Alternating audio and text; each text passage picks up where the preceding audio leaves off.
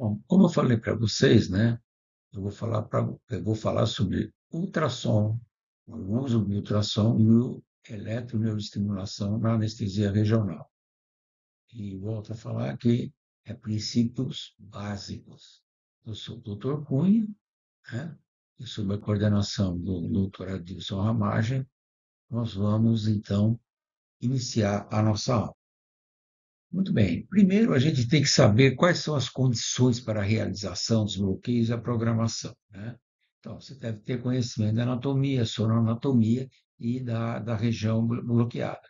O conhecimento de técnicas de bloqueios, né? Indicação, tratar as complicações, saber das contraindicações, prevenção e o tratamento. E ter um material adequado, como agulhas, o aparelho, né? E ter os aparelhos, né? Que é o ultrassom e a eletroneuroestimulação.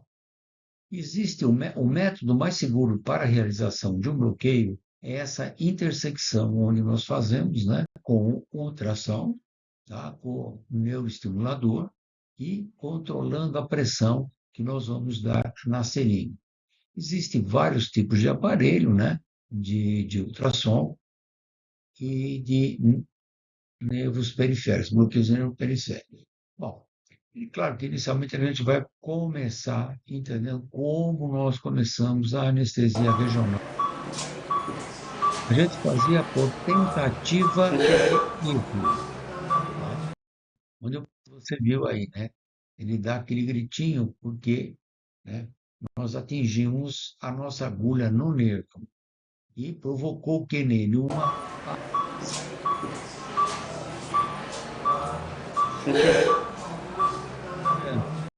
é isso que aconteceu, né?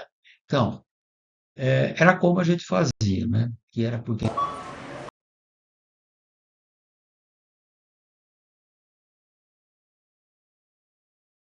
em seguida, né? Bom, o que que é parestesia? Parestesia é a proximidade, né, da agulha ao nervo. Isso significa que existe uma lesão mecânica, né, iminente. E fazemos também, em seguida, né, para evitar esse tal do choque, nós fazemos o bloqueio por perda de resistência, que seria já um conhecimento maior da topografia, né? E E a gente fazia colocando um ar e fazia como se fosse uma peridural, né? Com a perda da resistência, nós injetávamos o anestésico local nessa região. Na década de 90 surgiu então o estimulador. O neuroestimulador, nós tínhamos que ter um conhecimento mais afinado da anatomia, porque a gente tinha que aproximar a agulha ao nervo para ter o estímulo, tá? Então, essa era a resposta motora que a gente obtinha.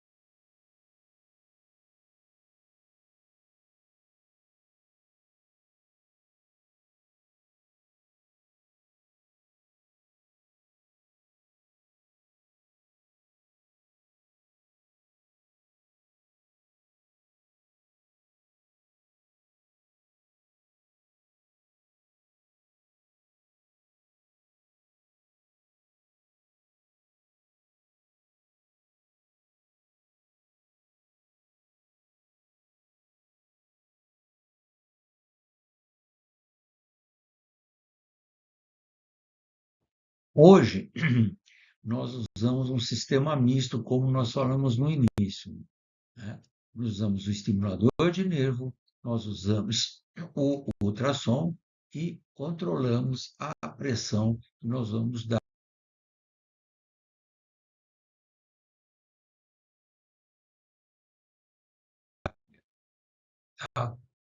Então, a gente coloca um pouco de ar, aqui tem uma solução, né?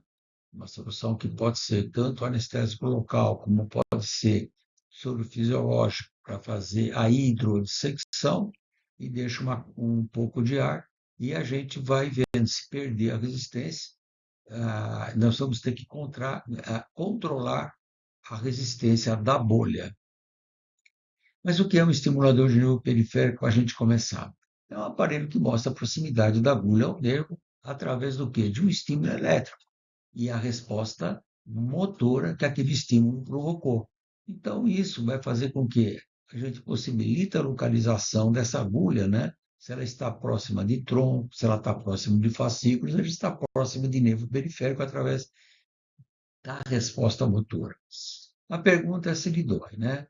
Esse estímulo é indolor, pois o limiar das fibras motoras ele é inferior ao das fibras sensitivas e proprioceptivas. E também não há necessidade de você tocar a agulha para o nervo, porque quem vai deflagrar o potencial de ação é o estímulo elétrico. Aí está o estimulador. O estimulador é um geradorzinho de corrente, tá? Ele tem uma intensidade, né, em miliamperes e ele gera uma corrente pulsada. Essa corrente pulsada. E ele tem uma tensão limitada em 33 volts, entendeu? Para ele não se tornar um aparelho, né? Um aparelho igual um bisturi elétrico, né? Então ele é um gerador de corrente, mas ele gera uma corrente com uma tensão limitada, né? Certo? Porque o excessivo aumento da temperatura, ele provoca, né? Se você não tiver uma tensão limitada, ele vai provocar um aumento da temperatura e vai funcionar realmente como um bisturi elétrico. Ele tem uma frequência baixa, não tetânica, para você poder observar a contração da musculatura. E os pulsos são monofásicos, né? Então, no aparelho você vai dar lá, né, a corrente que você está emitindo, tá, o tempo de duração do pulso, que é muito importante, né, e a quantidade de pulsos por segundo. Nós usamos agulhas encapadas, onde o estímulo é dado na ponta da agulha, não em toda a. Muito bem. O que se observa quando a gente faz a anestesia com o estimulador é quando você chega perto, que você vai injetar um anestésico, né? Se você injetou alguma substância, o que que vai acontecer? Ele vai parar de estimular, né? Então, o que que vai acontecer? Quando você injeta ou um anestésico ou uma solução, tá? Ele vai aumentar a área condutora. Aumentou a área condutora, ele vai diminuir a densidade, ele não vai ter resposta motora. Bom, resumindo de estimulador, o estimulador de nervo ele deve ter no mínimo um impulso de onda quadrada com duração de 0,1 a 0,2. Cabo negativo deve estar na agulha estimulante, tá? E ele dá uma frequência, né, de 1 a 2 Hz de frequência. Tá? A gente deve iniciar em torno de 1 miliampere, né, para a gente buscar um nervo. A gente coloca num nível de corrente mais ou menos em torno de 0,5, nós posicionamos a agulha perto do nervo e, né, e posicionamos perto do nervo, mas não chegamos no nervo, né? Então, se ele tiver resposta positiva com 0,3 ou 0,5, né, já é suficiente para a gente injetar um anestésico local. Muito bem. E aqui nós vamos começar com o nosso ultrassom. Tá? Muito bem. O som audível ele vai de 20 Hz a 20.000 Hz. Abaixo disso, o som é só ouvido pelo elefante. E acima de 20.000, ele é ouvido pelo cachorro. Os cachorros, entende? Agora, os aparelhos de ultrassom ele usam uma frequência altíssima, que é de 10 a 6, elevado a 6 Hz. Então, nós lidamos com megahertz. Muito bem. Bom, como é gerada essa onda de ultrassom? Então, você tem um aparelho, esse aparelho ele gera uma corrente elétrica, que vai estimular vários cristalzinhos. Esses cristalzinhos estão localizados na base. tem uma base de borracha e esses cristais eles estão localizados ali. Então, essa corrente elétrica, essa energia elétrica, ela vai estimular esses cristalzinhos para formar o feixe de ultrassom. Esse feixe, né, ele vai dar uma corrente, ele vai sofrer compressão e rarefação, né? É como lá no aparelho de eletroestimulação. O que que ele faz, o aparelho de eletroestimulação? Ele vai ter uma corrente pulsada. É a mesma coisa acontece aqui. Ele sofre compressão e rarefação deste som.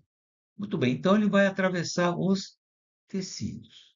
Quando ele atravessa os tecidos em busca do alvo, né, ele, esse feixe, ele vai sofrer uma atenuação. O que é atenuação? É a, é a perda de energia quando ele passa pelos tecidos. Porque o tecido você tem pele, tecido celular subcutâneo, músculo, você tem osso, você tem veia, artéria, entendeu? Bom, enfim, você escolheu o órgão-alvo. Bate no alvo e vai voltar. Vai voltar, vai passar novamente pelos cristais piezoelétricos que vão ser estimulados, né? E vai transformar a energia mecânica, que é o som, para uma energia elétrica e novamente ele volta para o aparelho que vai dar uma imagem bidimensional no aparelho que a gente vai então identificar aquilo que a gente quer, né? O nosso alvo. Então, o feixe de ultrassom, como é que ele age, né? Ele sofre atenuação, que é a perda ou enfraquecimento, tá, do som quando ele passa, né? Ele vai sofrer absorção, reflexão nos tecidos, cada tecido, como nós falamos, ele tem uma densidade, e essa reflexão ela vai mostrar um espalhamento nessas que a gente fala interfaces, né? Então, músculo, aponeurose, e assim por diante, ossos, etc., né? Então, essa reflexão, né, é determinada pela diferença das impedâncias acústicas nos tecidos, nas interfaces. Então, como ele vai sofrer uma reflexão, tá? O que que vai acontecer? Vai haver uma diferença de impedância. Claro, né? Você passa, por exemplo, pelo tecido muscular, pelo tecido gorduroso, depois vai para o tecido muscular, ou se você passa pela pele, né? É, então você vai ter uma alteração, né? Uma alteração dos índices de reflexão. Isso chama impedância, né? Que é a resistência que esse tecido vai formar à passagem desse som. Então, a resistência do tecido à passagem do som. Quanto maior a diferença de impedância, preste atenção, a diferença de impedância, tá? Maior é a reflexão. Então, vamos lá. O ar tem um quê? Uma resistência alta ou baixa? Ele vai ter uma resistência baixa, então ele tem uma impedância baixa. E os tecidos do corpo ele tem uma impedância alta ou baixa em relação ao ar? Alta, né? Então, essa diferença de impedância, tá? Vai refletir na imagem que nós vamos ver, entendeu? Vai haver uma grande reflexão. E é isso, e por isso que nós colocamos no nosso aparelho, né? Nós colocamos no aparelho a necessidade de você colocar um gel, tá?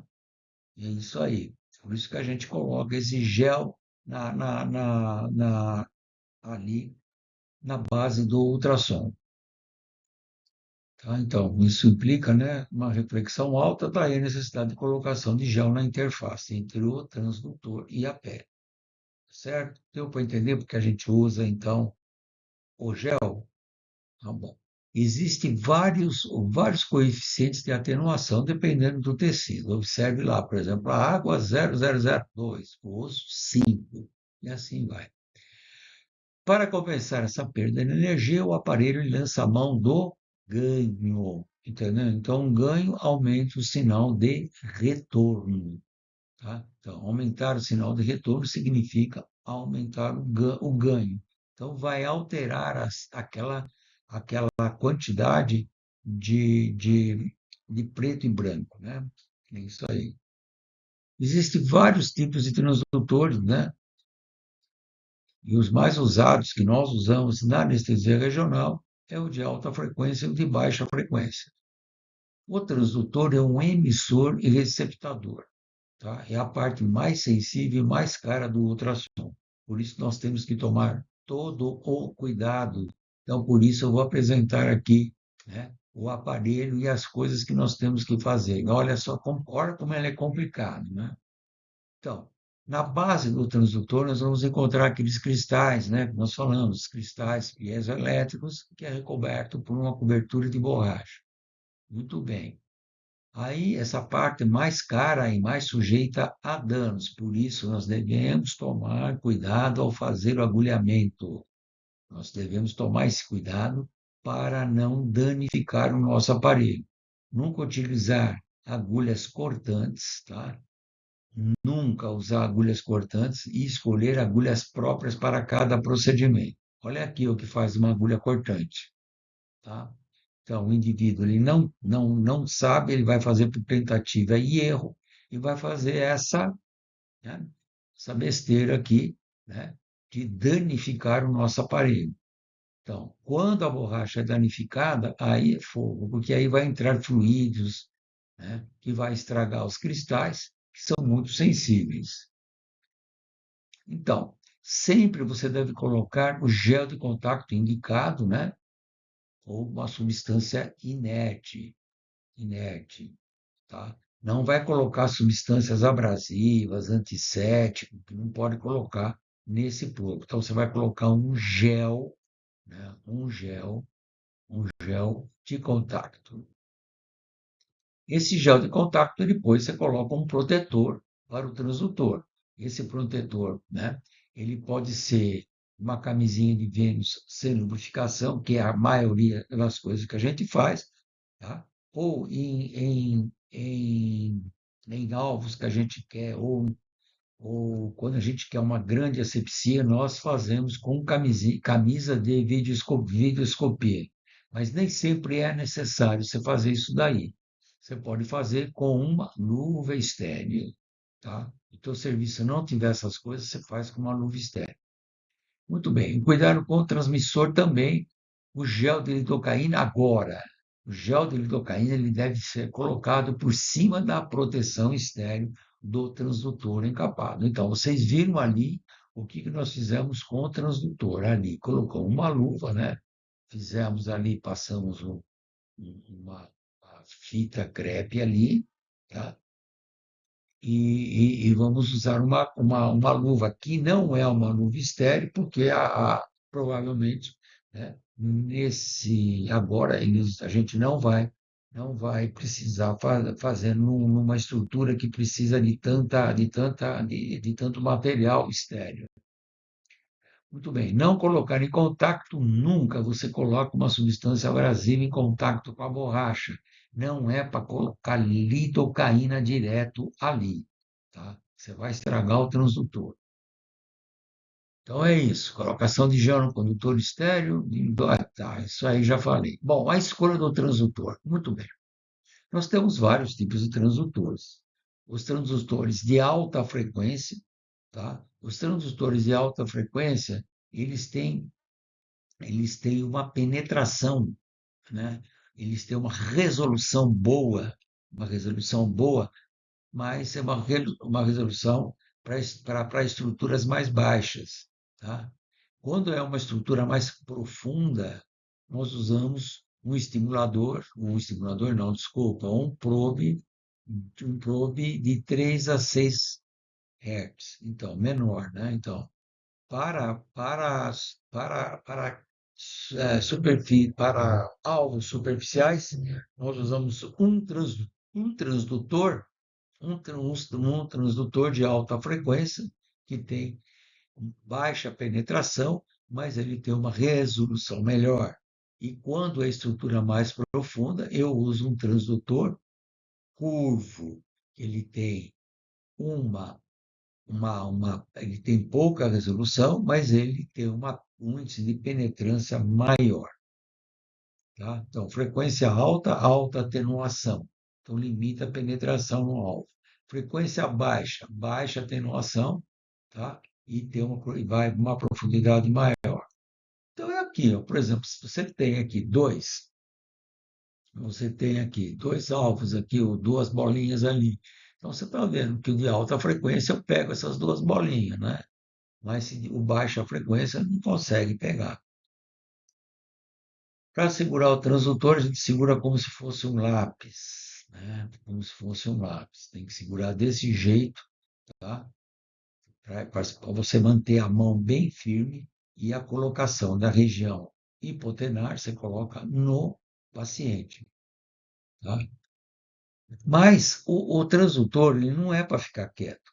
Você tem que fazer vários tipos de movimento para você observar como que está o alvo. Então, você tem que fazer pressão, né, para você comprimir artérias e veias, e achar o alvo com lateralidade, rotação e a inclinação.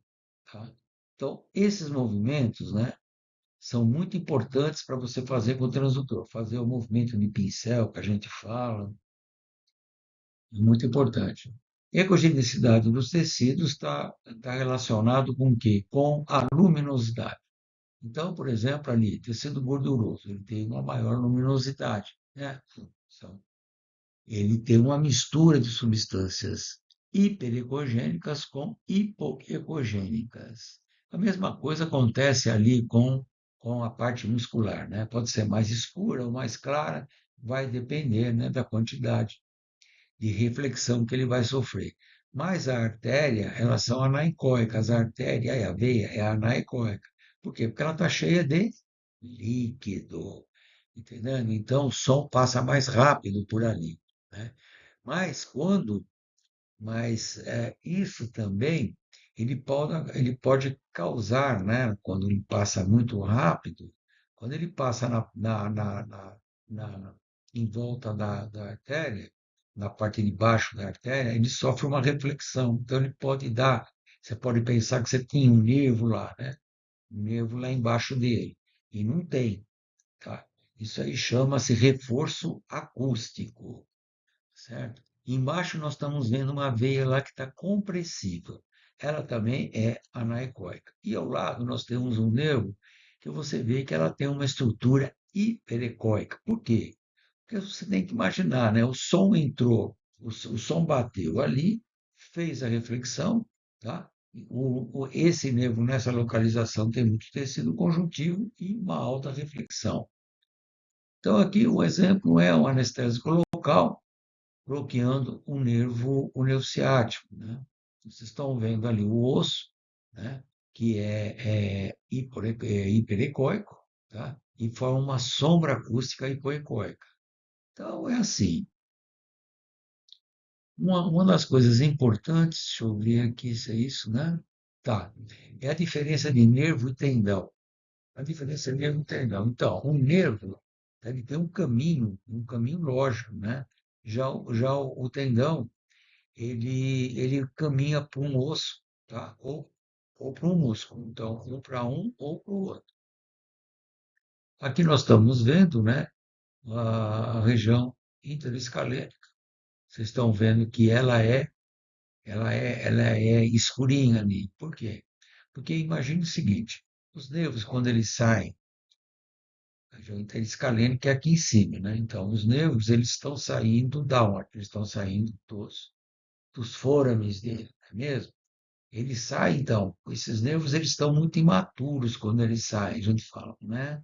Então, acompanha esse nervo ainda, né, imaturo, uma quantidade grande de líquor. Por isso que ele fica escuro. A partir do momento que ele vai fornecendo, né, as ramificações para os tecidos, né, e é substituído por tecido conjuntivo, que vai acontecer? Eles vão aparecer mais clarinhos. É o caso que eles começam a aparecer claro aonde? Principalmente abaixo da clavícula. Então, os infraclaviculares, eles já têm uma reflexão maior. Por isso que precisa tomar todo cuidado quando se faz os bloqueios mais altos. Aqui, né, nós estamos mostrando aquilo que eu estava falando para vocês, né? Observe lá que a veia é anaecóica, tá? e o nervo ele é hiperecóico. Bom, mas nós temos que também saber como a gente otimiza uma imagem no ultrassom, que é aquilo que eu falei para vocês. É o movimento que vocês vão fazer no transdutor. Observe ali, ó, tá vendo? Na imagem à esquerda, tá? Eu não enxergo nada. Então, ele tem uma ecogenicidade reduzida, porque o trajeto do nervo ele não é perpendicular. Isso aqui não é uma imagem do néter, tá? É uma imagem do nervo. E vocês têm que imaginar uma estrutura tridimensional. Tá? Então, o que que vocês têm que fazer? Vocês têm que fazer aqueles movimentos, né? Rotação, inclinação. Aqui, né, nós inclinamos aqui o transdutor, né, e a ecogenicidade aqui já é otimizada, né? Aí deu para ver melhor o nervo que estava ali, ali.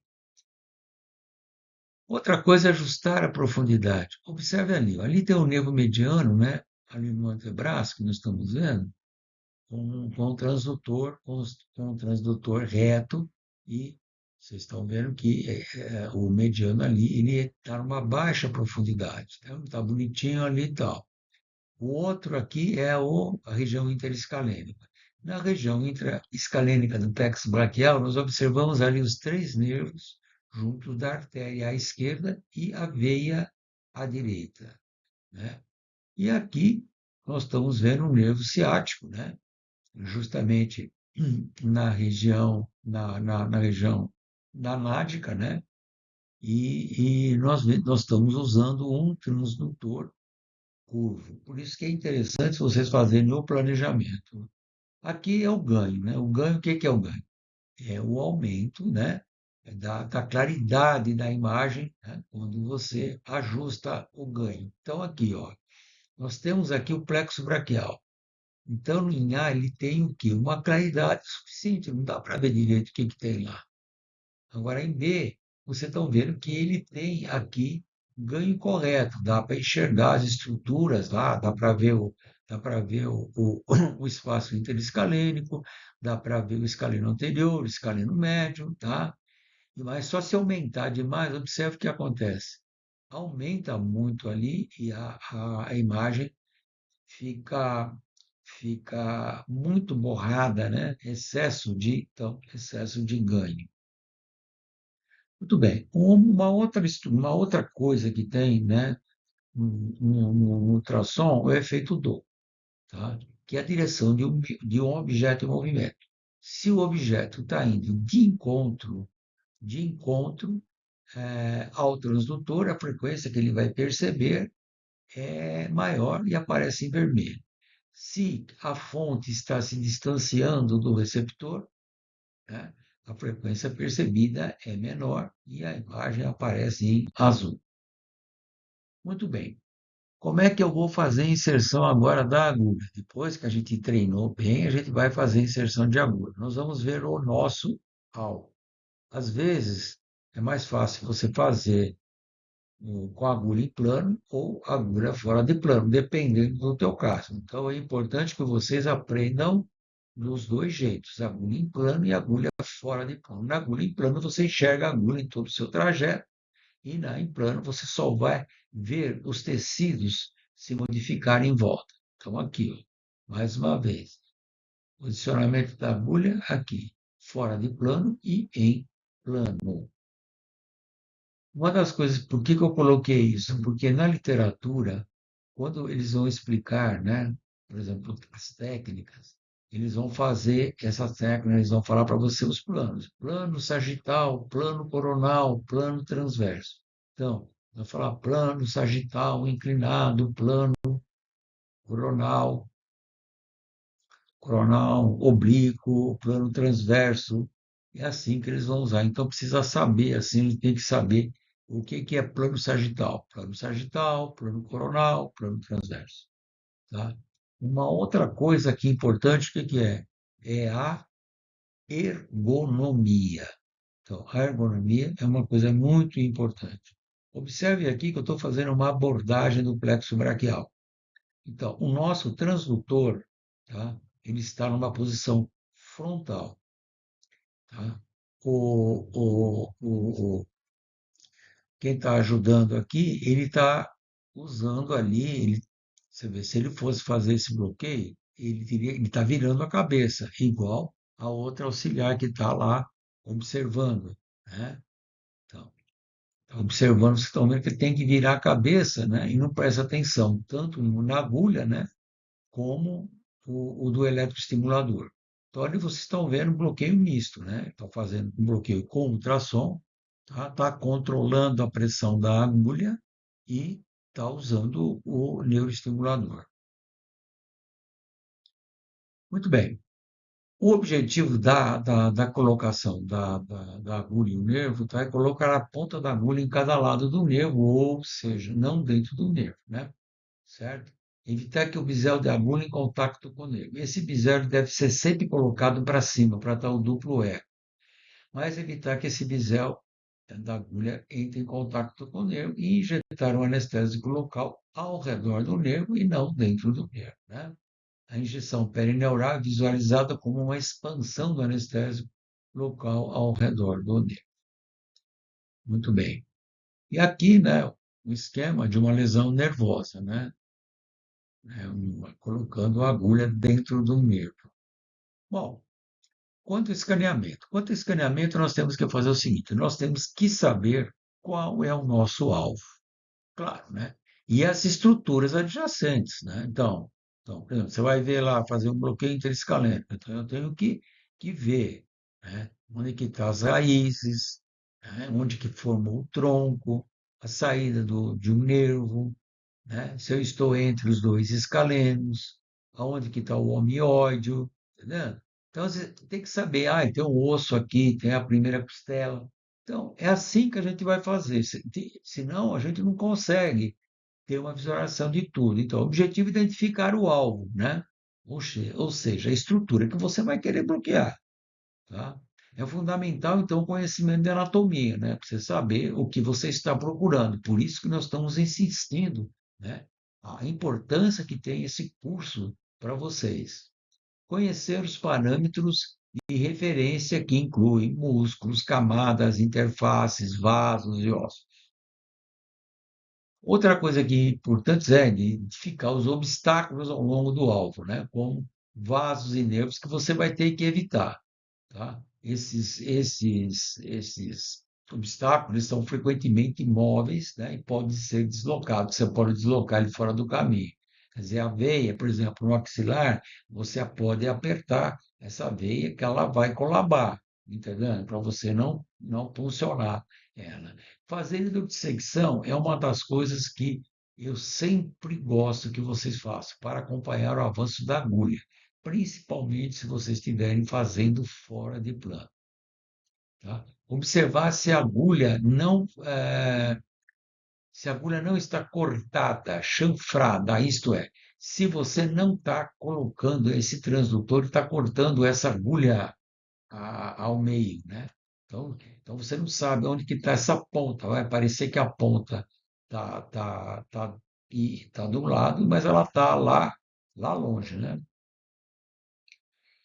Muito bem. O transdutor, né? O transdutor, aqueles cristalzinhos piezoelétricos, né?